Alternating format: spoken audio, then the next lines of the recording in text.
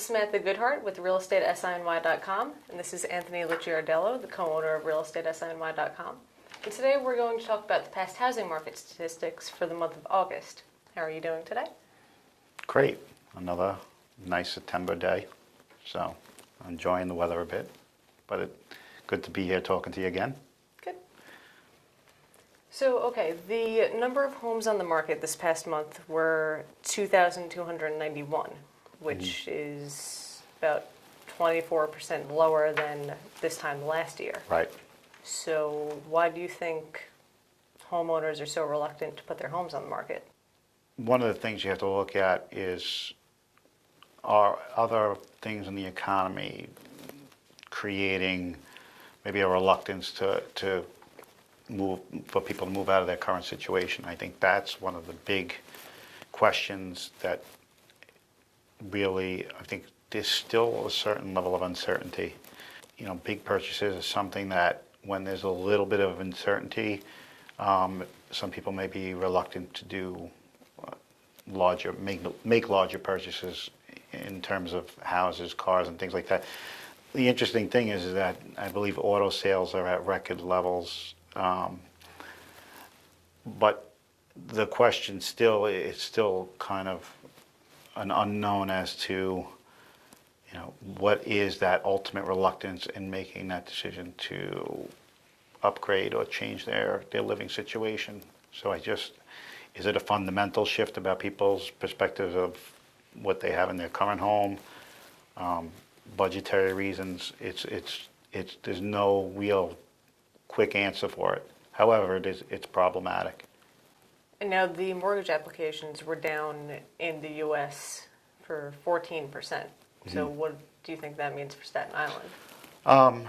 I mean, taking a snapshot of that, when you look at mortgage applications, new purchase applications for mortgages, you really want to say it's probably one of the best indicators of what's happening in the real estate market. As these interest rates have continuously increased, buyers are, becoming more reluctant based on the interest rate to move into a house. So it's really, when you look at the numbers, over the last few months, it's obvious that interest rates are playing a huge role in purchase decisions. And the fact that it has slowed down based on the increase in rates, I believe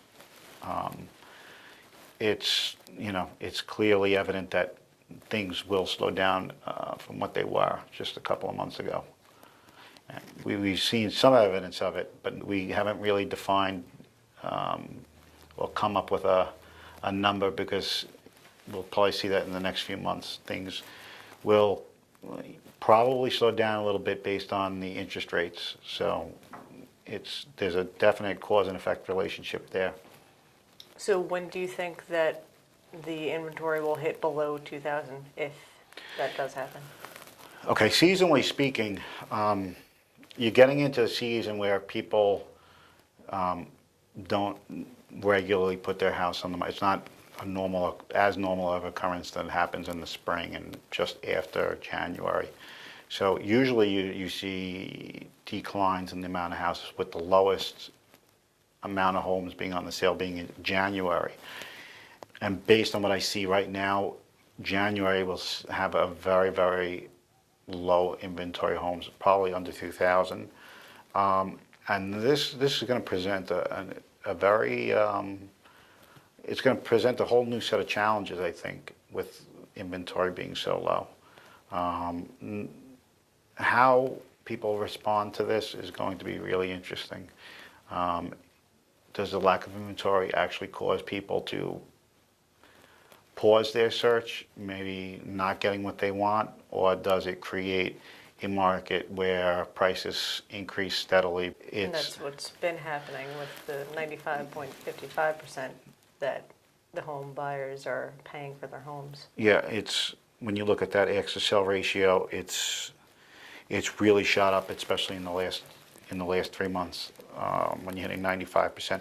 And the speed at which this is moving, you have 7.2 months now for the current inventory to be totally removed from the market. It's really not something we've seen in it continues to decrease.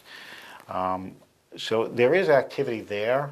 The interesting thing is how this lack of inventory plays into home buyers' decisions moving forward.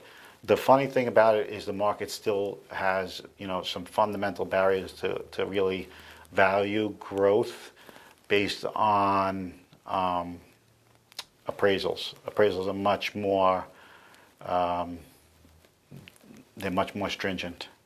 So it's not likely, even if buyers really want to pay more for a house, that they're necessarily going to get the loan based on even paying more because of comparable sales. And, it's another interesting feature that this market's presented. It seems like since the housing crisis started in 2007, it seems like the market takes on takes these very odd turns and present very odd numbers. And this is something, when you usually see a healthy market, you usually see an increase in the amount of homes available for sale. And people usually at that point feel more confident about the market, so they're putting their home on the market. It's interesting to see how this really plays out, because I think it's another wrinkle as part of a series of events that's taken place since the housing crisis began. So, you have to really look at these numbers and say to yourself, based on everything we know, does this look like it's going to be, heading in a good direction, a great direction, or send the market backwards a bit? I'm still of the premise that the market will continue to sell at a good pace. The interesting thing is it a pace that necessarily will flatten out based on the available inventory? It's interesting to see.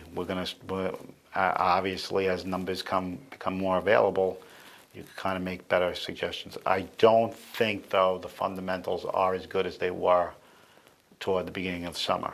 I do think with the interest rates being what they are, I think people are taking a little bit of pause to their own detriment, I believe, because their choices become limited and interest rates continue to increase. So if there are people who are sitting on the fence, I think, the chance of finding something now versus a couple of months down the road is probably the best time to do it. So we'll see how these things kind of pan out, but the inventory levels are definitely they're a concern, I think, in my view, from the market, and how the market responds to it. So do you have anything to say to any of the homeowners out there? Well, obviously, every fundamental is still pointing in home sellers' favor. So they have a real opportunity, because it's unprecedented in terms of how much more they can get for their house in a market like this. And some of the things that may not have been fundamentally working for them just 2 years ago may be working for them now. Again, it doesn't mean someone's going to hit any home runs here, that they're going to get someone to pay 20% more than market value or more than an appraised value. Because people have to remember there's 3 parts to a real estate transaction. It's the buyer, seller, and the bank. And I think people misunderstand that what you want versus what people can afford and what the bank is willing to take on as risk is, the key to the transaction. They're not going to get way above what the market would call for, but they would get it much more than they would, I think, 2 years ago, because there's just such a limited inventory.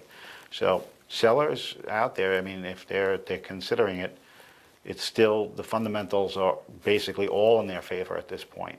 So that's one thing we'll look at. When we get the call, we respond. Well, that's all for this week. So thank you for joining us. Thank you. And it should be another interesting month next month, I'm sure. Let's hope it's not as low with the inventory next month. Yeah, I think we'll just have to wait and see. Have a good day.